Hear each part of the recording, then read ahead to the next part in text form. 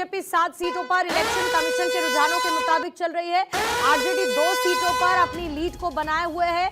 Election commission के रुझान भी अब सामने आने लगे हैं, जहां पर बीजेपी 7 सीटों पर आगे, आरजेडी 2 सीटों पर आगे चल रही है और अब 220 सीटों पर कुल मिलाकर रुझान हमारे सामने। हालांकि इलेक्शन कमीशन के जो रुझान है उसमें चिराग पासवान की पार्टी 2 सीटों पर आगे चल रही है, कांग्रेस 2 सीटों की बढ़त के साथ, जेडीयू 3 सीटों की बढ़त के साथ है, बीजेपी 7 सीटों पर आगे चल रही है। ये इलेक्शन कमीशन के रुझान अभी तक देखने को मिले हैं। ओवरऑल जो अभी तक के रुझान है 220 सीटों को लेकर, जिसमें 133 सीटों पर एनडीए है, 79 सीटों पर बहुत देर से महागठबंधन का आंकड़ा थमा हुआ है।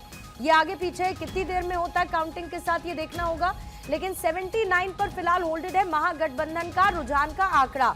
अन्य अब 8 पर पहुंच चुके हैं। अब 7 पर देखिए मेरे बोलने के साथ ही, जो पहले 10 और 11 तक पहुंचे थे, तो 7 पर अभी अन्य है। 79 सीटों पर महागठबंधन और 134 सीटों पर अभी एनडीए लीड करती हुई नजर आ रही है। BJP 66, JDU 57, RJD 57, AIMIM 1 seat पर, हम 3 सीट पर।